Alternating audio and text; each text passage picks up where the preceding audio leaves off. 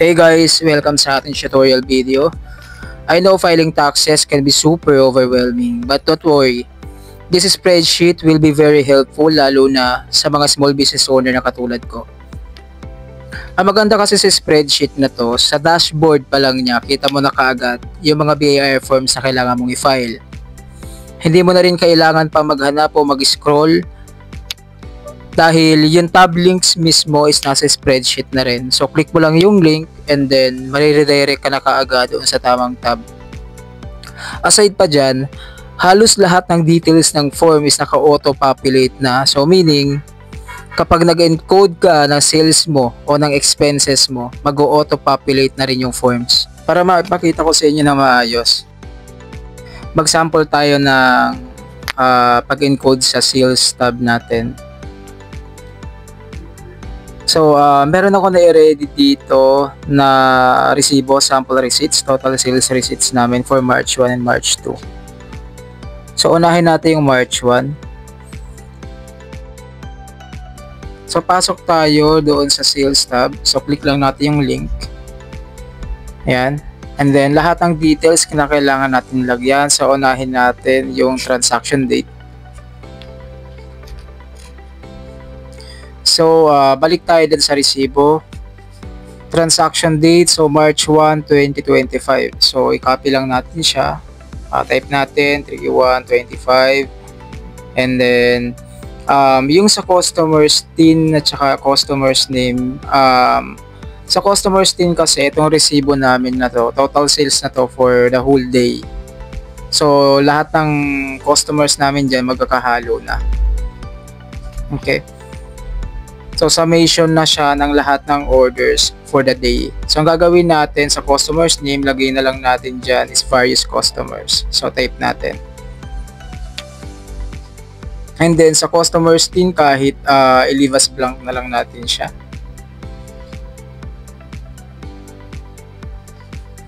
And then, after nyan, lagay natin yung customer's address. Since nawala palang customer's address dahil summation na nga siya ng lahat ng orders, diretso tayo ng payment method. So, ang payment method natin, i-type natin cash. And then after nyan, lagyan natin yung column ng taxable net of VAT. So, makukuha natin yan sa resibo rin. Balik tayo ng receipt. So, yung taxable net of VAT, ito yung sales na exclusive of VAT. So, ito yung VATable sales. Yung 19,399.10. So, type lang natin siya. So, balik tayo ng spreadsheet. Type natin 19,339.10. And then after nyan, doon tayo sa next column, yung PWD senior discount. So, yung amount mismo ng discount ng PWD and senior. So, naka-add na yung PWD amount tsaka yung senior citizen discount amount. So, balik tayo ng resibo.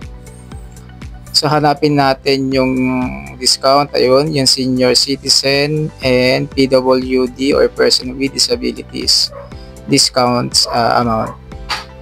So, pag-plusin lang natin siya both for 17.13 plus 96.07. Gamit tayo ng formula o equals for 17.13 plus 96.07. Enter. So, 513.20 lahat. Then, next column tayo. Ito namang VAT exempt amount. Ito naman yung amount ng VAT mismo. Kasi diba kapag sinabi natin PWD senior, aside sa 20% discount, exempted din sila dun sa value added tax, which is yung 12%. So, yung 12% mismo, yung equivalent amount niya, yun yung ilalagay natin dito. Balik tayo ng resibo. Check natin yung VAT exempt amount. So, ayun siya, yung SC/PWD VAT exempt. So, 307.93. Alright. So, next tayo. Since walang sales returns allowances, leave as blank or lagyan nyo lang siya ng 0. Next column, exempt sales. Kapag sinabi mo naman na exempt sales, ito yung sales or yung benta na exempted from VAT. So best example nito is yung sales natin or benta natin sa mga PWD and senior citizen. Okay, kasi exempted sila sa 12% pa. So in this case, kunin natin yung amount ng exempt sales. So from doon sa sample receipt natin.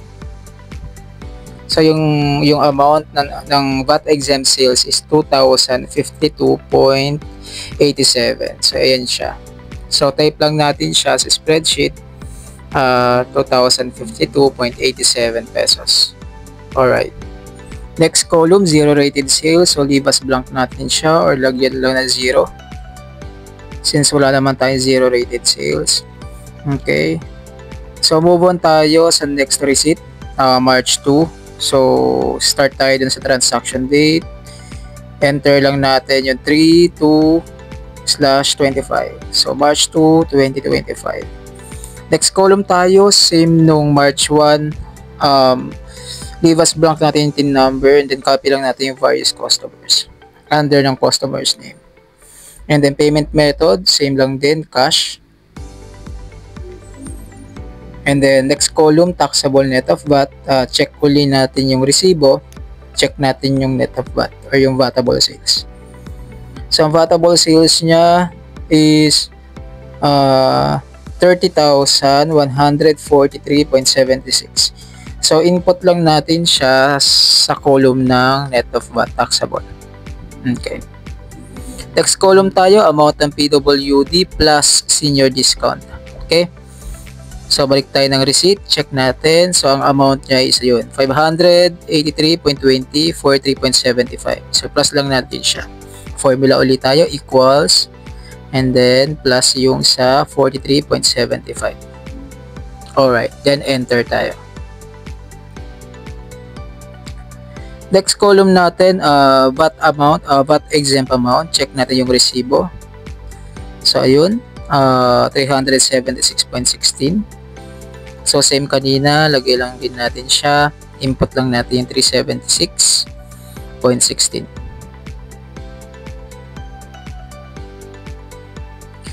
Leave as blank yung sales returns and allowances. Diretso tayo ng exempt sales. Check natin yung amount ng VAT exempt sales. 2,507.87 pesos. So enter lang natin siya. 2,507.87 pesos. Zero rated, leave as blank lang natin siya. As you can see here, yung VAT registered columns natin para sa sales is nakahiwalay sa non-VAT registered. So ibig sabihin, kapag VAT registered yung business nyo, ilalagay nyo lahat ng sales nyo under ng VAT registered. Kapag naman non-VAT registered ang business, lahat ng sales records is i-input nyo under ng non-VAT registered na columns. Mag-sample naman tayo mag-record ng sales kung ang resibo is manual. Since na ang sample natin kanina is generated or yung receipts is generated from our POS system, ngayon naman ang i-record natin is from manual receipts. I have a sample of 2 manual receipts. One is from VAT registered business without PWD and senior discount, and the other one is from non-VAT registered business. So now, try natin silang i-record sa sales tab. So una natin i-record yung transaction date. Check natin yung date niya. So March 4, 2025. Input natin 3/4/2025. Then next column natin, customer's name. Check natin yung resibo. Since wala nakalagay na pangalan, lagay na lang natin is customer.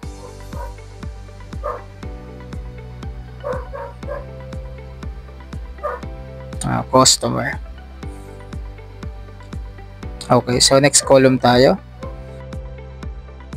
So diretso tayo ng payment method, lagay natin cash. Alright. And then sales invoice, OR number, check natin sa resibo kung meron. So yun, SI number 12345.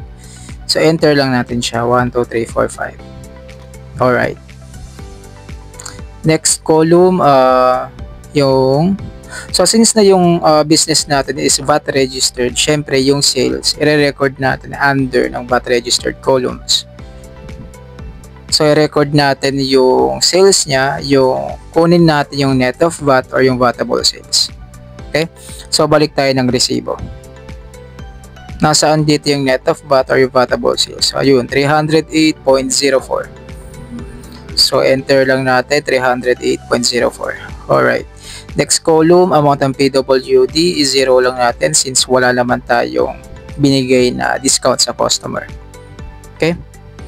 Same din doon sa VAT exempt amount is 0 lang din natin. Sales allowances, wala rin. So, 0. Diretso tayo ng exempt sales. Exempt sales, since wala rin, so 0 din ilalagay natin. Zero rated sales, meron ba? So, wala rin. So, i-0 lang din natin siya.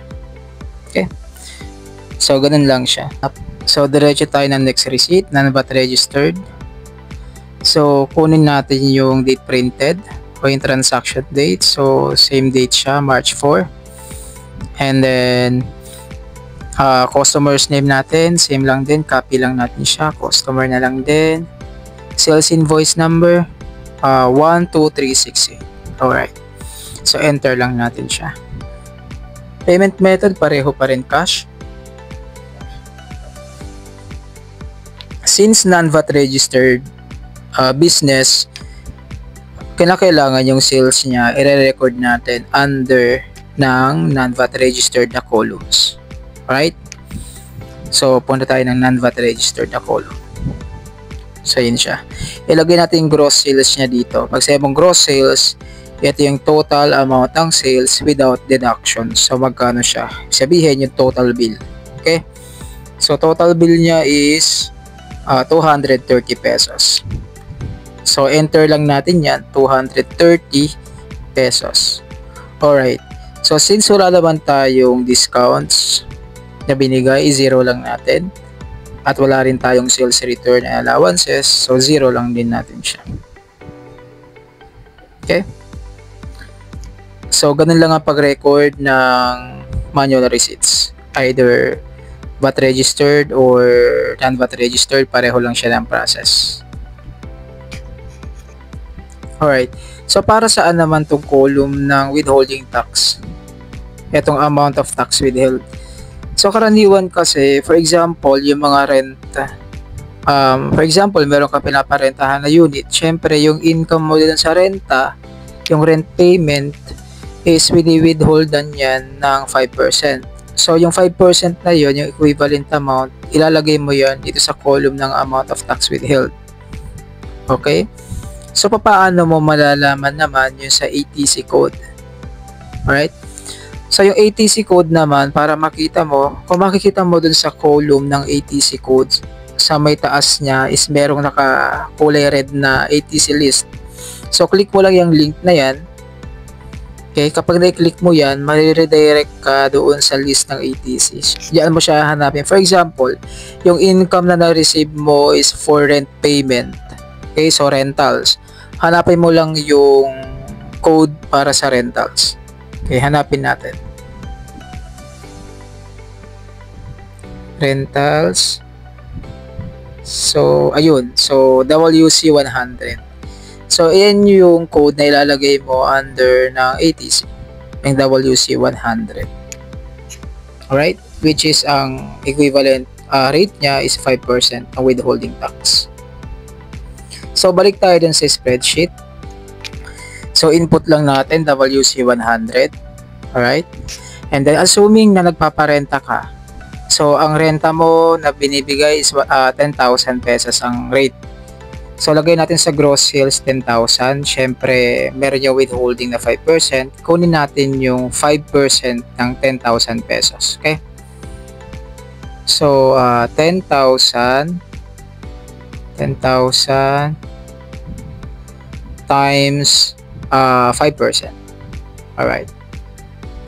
So, ang withholding tax is 500 pesos. So, type lang natin dito sa amount of tax withheld, 500 pesos. Alright, so yan yung withholding tax ng 10,000. Okay? So, ibig sabihin, kapag aside dun sa business mo, aside dun sa mga binebenta mo is nagpaparenta ka pa, syempre, yung kikitain mo dun sa renta, meron yung katumbas na 5% na withholding. Ang magwi-withhold niyan is yung tenant mo, kung sino yung magre-renta. Ano bang ibibigay sa'yo na kapalit doon sa withhold? Ano ang pinaka-proof mo? In yung certification, yung BAR 2307. Okay? So, magagamit mo yung BAR 2307 doon sa 1701. Sa filing ng 1701 siya mag-reflect. Alright, so let's go back to the dashboard. Click lang natin yung link sa upper left corner ng spreadsheet. And then, click natin yung link ng cash disbursement. And once we are on the cash disbursement tab, start na tayo mag-encode ng purchases and expenses. Alright, so I have a sample ng resibo na coming from VAT registered suppliers. So I have two. One is from SM Hypermarket and the other one is from National Bookstore. So, syempre, para maklaim natin yung input tax, kailangan yung resibo is VAT registered or from VAT registered suppliers, katulad nito. So, start tayo sa encoding ng invoice date. So, balik tayo sa receipt. Medyo malabo siya. Yung date niya is nasa pinakababa, February 9, 2025. Alright, so input lang natin siya under ng invoice date column. 29 February 9, 2025. Okay. So, unlike doon sa recording natin ng sales, hindi ba kanina kapag nung nag-record tayo ng sales, may mga times na merong mga details doon katulad na lang ng customer's name, customer's name na hindi natin nilalagyan, lalo na kapag wala. So, dito sa cash disbursement natin, hindi pwedeng wala. So, dapat lahat ng details na nakikita mo dyan, kailangan i-provide. Okay? So, kailangan siya doon sa that file as attachment kapag nagpa-file tayo ng 2550 form. Okay? So, I'm sure lahat sa inyo nakakapag-file na yan. O yung iba baka bago pala magpa-file. Okay? So, syempre kapag magkiklaim ka ng input tax, mag-encode ka sa BIR relief para makapag-generate ka ng that file. So, yung details, ito yan. Ito yung mga kinakailangan mong i-encode. Kaya dapat kompleto lahat ng details. Okay? Alright, so next column tayo, supplier's TIN number. Balik tayo ng resibo, check natin yung TIN number. 209609185. Alright, so yan yung i-type natin sa spreadsheet. Huwag natin isama yung branch code. Doon lang tayo sa first 6 digits number. Alright, so balik tayo sa spreadsheet, type natin 209609185. Then after nyan, supplier's name tayo. Ayun, Super Shopping Marketing. Okay, so type lang natin siya under ng supplier's name. Non-individual ha. Since na magkahiwalay yung individual tsaka non-individual. Okay, diretso tayo ng substreet, street, barangay sa supplier's address. Alright, so hanapin natin sa receipt yung address niya. Ayun, SM City, Taytay, Manila East Road, Dolores, Taytay, Rizal. So, magkahiwalay yung substreet, street, barangay doon sa district, city, zip code. So, make sure na mapaghihiwalay ha. And then, kung makikita mo, meron na rin dyan drop down list. So, hindi ka na mahihirapan. Kung sakali man na meron na existing na kaparehong address, click mo na lang. Kahit wag mo na siyang i-type, lalabas naman na siya. Meron ka ng choices. Alright, next, we'll enter the invoice number in the next column. So, let's find it in the receipt. Okay, so ayun siya. Nasa baba siya ng resibo, 83994. Alright, so 83994. So, payment method is cash. Hanapin lang natin sa drop-down list. And then, next column tayo, description. So, itong description, nakadepende sa mga items na binili at kung para saan. Check natin yung receipt, tignan natin kung ano yung mga item na naka-indicate. So, ang nabili ay nor seasoning at breadcrumbs. Basically, gagamitin tong mga ingredients na to para sa product na ibebenta. So, having said that, ang ilalagay kong description ay inventory ingredients. Pero since na hindi ko pa siya na-add sa drop-down list, I will use inventory raw materials na lang muna. So, hanapin natin sa drop-down list at check natin, ayun, inventory raw materials. Alright. So next, i-encode naman natin yung amount ng purchases. So balikan natin yung receipt. Make sure nyo lang na naka-indicate na VAT registered ang supplier at ang resibong hawak nyo is either official receipt or sales invoice para valid sa claiming of input tax. Alright, so dyan natin siya i-encode under the net of VAT goods. So ayan, makikita nyo sa resibo sa baba ng receipt na naka-breakdown na yung VATable sales, value added tax exempt at zero rated sales. So bali ang gagawin na lang natin is ikakopy na lang natin yung amount na nandyan. Right? So start tayo sa VATable sales. Ang VATable sales is 261.61. So i-copy lang natin yan sa spreadsheet under ng net of VAT goods. Right? Since na goods yung mga item na nakalagay dyan. So balik tayo ng spreadsheet under the net of VAT, type natin 261.61. Alright, so check naman natin kung tama ang total. So the amount should be 293 pesos. Okay, so tama naman siya. Next step. So proceed tayo sa next receipt. So unahin natin yung invoice date. Balik tayo ng resibo. So ang date is, hanapin natin sa February 2, 2025. So retype lang natin yan under ng invoice date column 2225. Okay. So next column tayo, supplier's TIN number. Balik tayo ng resibo. Hanapin natin ngayon ang registered TIN number, VAT registered TIN number. So yun siya, 000299299. Okay, so retype lang natin yan under ng TIN number column 000 299 and 299. Okay. So, kung mapapansin nyo, sa registered VAT TIN number, ang kinuha ko lang is yung first 6 digits. Hindi ko na sinama yung last 3 digits.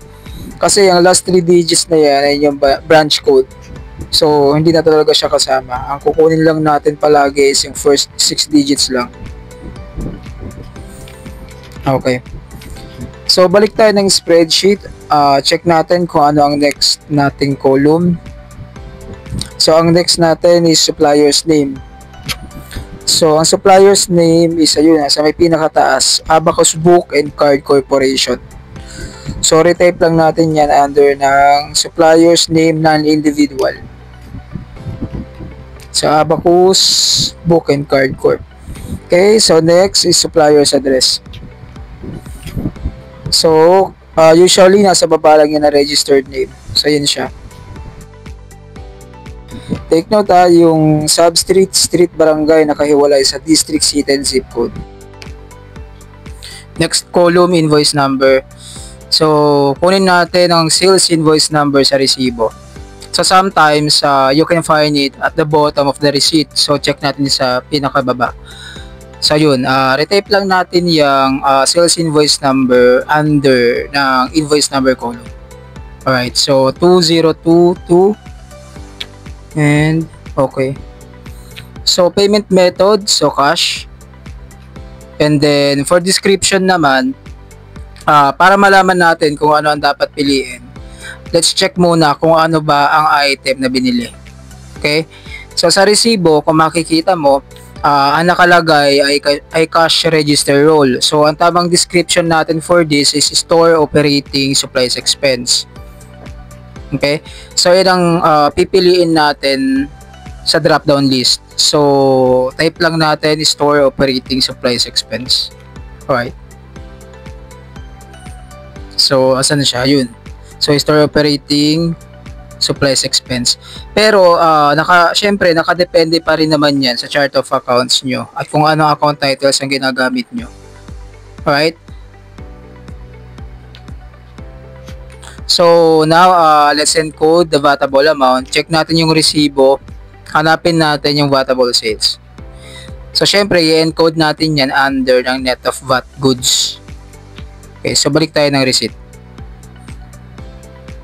So, dito, ang VATable sales is 375 pesos. So, input lang natin yan under ng net of VAT goods column. Alright, so 375. And then after that, let's check the total amount. So, dapat, it should be 420 pesos and it should be the same as the receipt. So since sa pareho naman siya, so tama lang in-encode natin. Alright, so paano naman kung ang purchases natin ay from a non-VAT registered business? So paano natin siya i-encode sa cash disbursement tab? So may na-prepare ako ditong sample receipts from non-VAT registered suppliers. So ngayon, encode natin siya sa spreadsheet. So yun yung na-prepare ko. So start tayo kay Packsmart Packaging Supplies. First, syempre encode natin ang invoice date. So ang date niya is February 7, 2025. Right? So ngayon balik tayo sa spreadsheet, encode lang natin yung under ng invoice date. Next natin, supplier's TIN number. Sa resibo, ang supplier's TIN is 250029733. Alright, so retype lang natin yung under ng TIN number.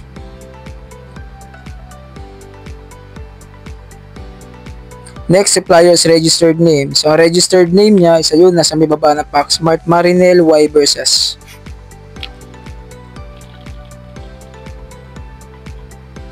So, balik tayo ng spreadsheet. Encode natin siya under ng supplier's name individual kasi individual name yan. So, ang last name niya is versus. So, type lang natin versus. And then, ang first name is Marinel. Alright. And then letter Y, ang middle initial. Okay, so next column tayo, supplier's address. So actually, same lang naman yan ang recording katulad kanina. Ang pinagkaiba lang, since na this is from a non-VAT registered business, ang amount nito dapat naka-encode under ng non-VAT amount column, which is ipapakita ko mamaya ang encoding. So next tayo, invoice number. So, hanapin natin sa resibo ang invoice number. Ayun, 0007. So, encode lang natin siya, 0007. Alright. So, payment method, cash pa din. Same lang kanina. And then, for description, tulad ng sabi ko kanina, depende sa items na binili. Since na nakalagay is paper bowls, ang ilalagay ko sa description ay store operating supplies expense. Pero, syempre, it may vary. Depende sa inyo kung saan nyo ito ipapasok na chart of accounts o kung anong gamit yung account title, right? Kung sinasama nyo ito sa costing, pwede nyong piliin ang inventory sa list. So ngayon, since na paper bowls to, ipapasok natin siya ng store operating supplies expense. So ngayon, encode naman natin yung total amount ang resibo. So dahil non-VAT registered to, ilalagay natin yung total amount sa column ng non-VAT receipts. So ito siya, diyan natin ilalagay o i-input yung total amount ng receipt. Alright? So balik tayo ng resibo, ang total amount niya is 500 pesos. So enter lang natin siya dito. Ayan, 500 pesos. So next, encode naman natin yung isa pang resibo. Okay, so Kesa Graphic Design Services. So same process pa din naman siya. Una, syempre, ilagay natin yung invoice date. So ang invoice date niya is January 16, 2025. Sunod, TIN number. So ang TIN number niya is 403-706-395. So enter lang natin ulit.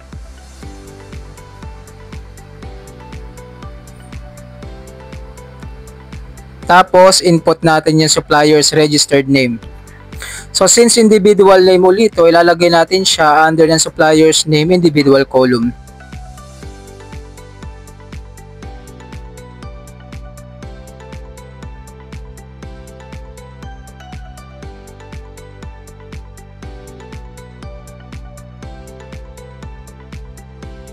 Next, ilagay naman natin yung registered address.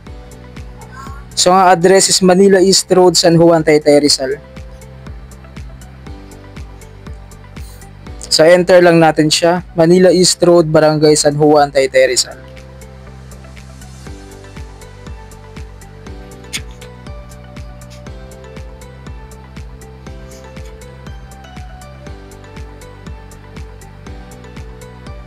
Alright. So, sunod naman, invoice number. So, ang invoice number is 6177. 6177. Alright, so ang payment method niya, cash pa rin. And then sa description naman, printing expense yung ilalagay natin. So hanapin natin sa drop down list yung printing expense.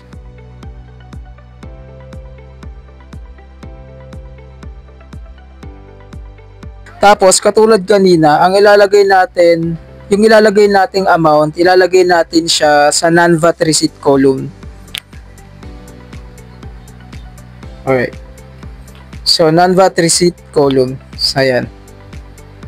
So, kunin natin yung amount ng resibo. So, ang amount niya is 5,000. So, enter lang natin siya dito, 5,000.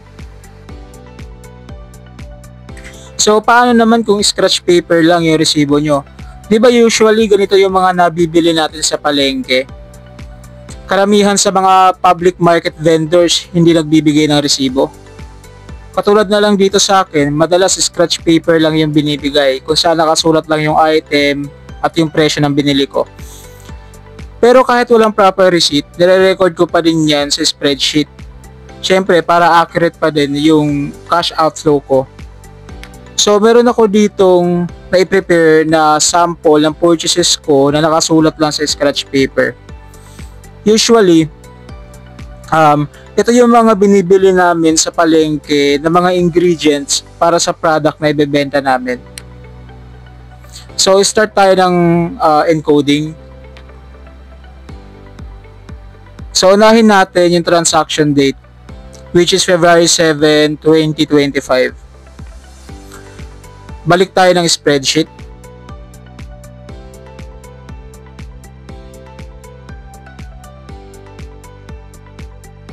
So, encode lang natin siya 27-2025.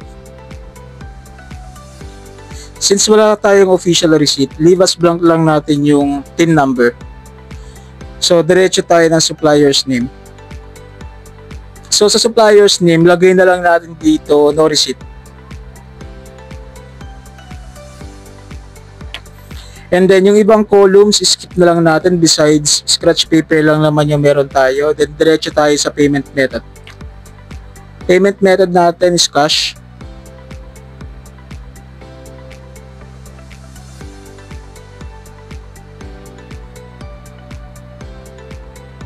Okay, so copy lang natin yan. Sa description, dahil ingredients to para sa ibebenta namin product, piliin natin yung inventory raw materials. So, hanapin natin yan sa drop-down list. Sa inventory raw materials. And then, yung total amount, ilalagay natin yan sa unreceipted transaction column. So, punta tayo ng unreceipted transactions column. Ayun. So, dyan natin siya i-encode. So, kunin natin yung total amount ng scratch paper. So, ang amount niya is 1,599. Enter lang natin yan dyan. 1,599. Encode naman natin yung isa pang resibo. So, ang date niya is February 7, 2025. Next tayo, supplier's name. Ilalagay lang ulit natin, no receipt. And then, payment method is cash. Since ingredients ulit to, ang description natin ay inventory raw materials pa din. And then, diretso tayo ng unreceipted transactions column. Alright. So, unreceipted transactions column. So, dito natin i-enter yung total amount ng resibo. So, which is 290 pesos. Paano nga ba i-record ang cost of goods sold o cost of sales? Sa mga BIR forms tulad ng 2550Q, 2551Q at 1701 natin madalas makita yung term na cost of goods sold o cost of sales.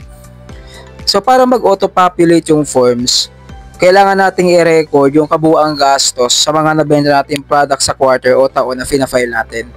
Ibig sabihin, yung total na nagastos sa paggawa o pagbili ng mga nabentang items ang i-record, hindi kasama yung markup o yung tubo. So para ma-record yung tamang cost of goods sold, kukunin natin ang kabuuang puhunan ng lahat na nabentang produkto sa filing period. At iyon ang i-record natin sa cost of goods sold. So ngayon mag-sample tayo ng encoding ng cost of goods sold or cost of sales. So assuming na ang fina-file ko ay para sa first quarter ng 2025. So meaning sakop nito in January 1 hanggang March 31, 2025. So i-date lang natin siya ng March 31, 2025. Next, diretso tayo ng payment method. So sa payment method, ilagay lang natin cash.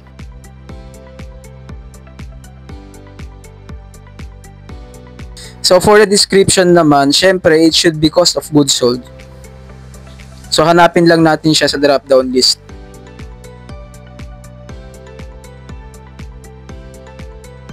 Alright. So let's say na ang total COGS ko for the period January 1 hanggang March 31 is 10,357.51. So ito yung amount na i-record natin as cost of goods sold. So para accurate ang cost of goods sold nyo, syempre dapat documented ang costing at pricing ng products nyo. Then dapat may inventory tracker kayo o kahit man lang na monitor nyo yung total quantity sold at yung natitira pang products nyo for sale. So yung amount ng cost of goods sold, i-record natin siya under ng non-VAT receipt / COGS column. Alright. So i-copy paste lang natin siya dito. Kung gusto niyo ng maayos at accurate na inventory tracker spreadsheet, available to sa Rocket PH account namin. Ilalagay ko yung link sa description box.